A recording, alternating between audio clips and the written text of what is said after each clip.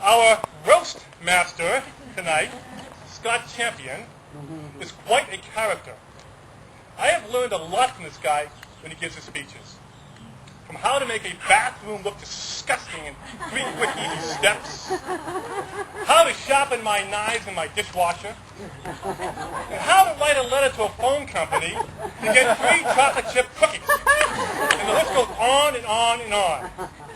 Let's give a warm welcome to a toastmaster with an abundance of important knowledge. Scott Champion.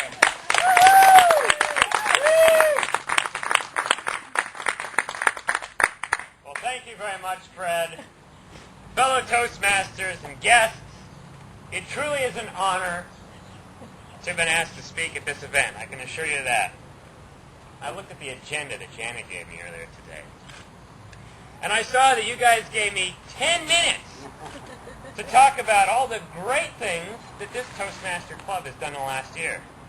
Well, that's all fine and good, but I don't know what I'm supposed to do with the other 9 minutes and 50 seconds.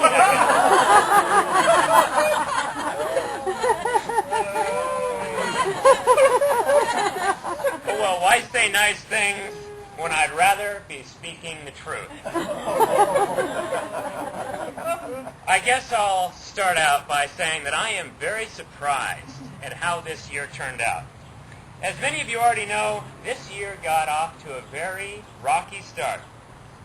At the onset, we had our president and our vice president drop out, and then later on, our sergeant-at-arms moved to Louisiana or someplace. But at least we still had Don and Michelle, our treasurer, and our secretary.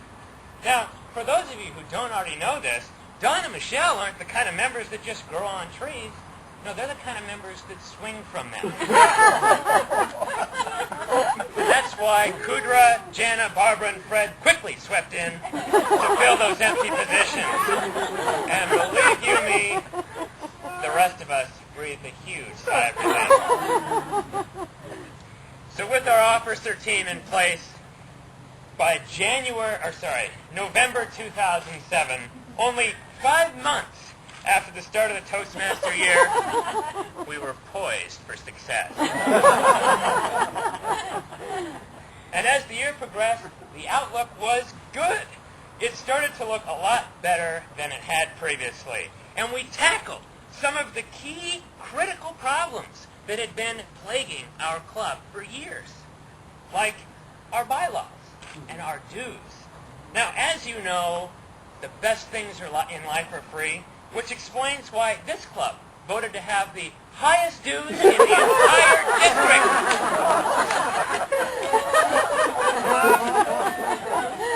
Over $100 per year. But we all know that that is an absolute bargain for what this club provides us. Video recording equipment from the 80s,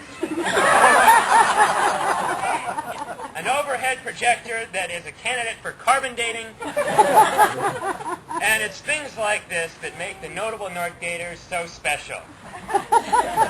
And I mean that in an Olympic way.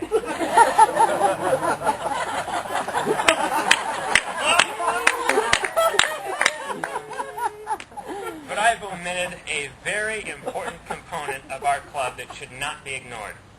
Our members.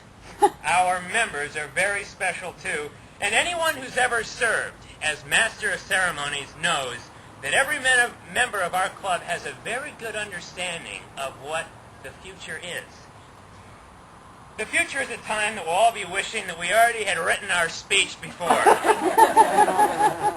Our members may be notable, but they tend to procrastinate. Now, one of our most distinguished members is, of course, Ray Roman. Let's have a hand for Ray Roman, everybody. Now, Ray has been a Toastmaster since I was a fetus, I think. And in his time in Toastmasters, he served as the club president, the division governor, the district governor. This man knows his way around the Toastmasters organization. And when I was an area governor this past year, I learned that Ray is like a god in Toastmasters. In fact, I even learned that the only difference between Ray Roman and God is that God doesn't go around acting like he's Ray.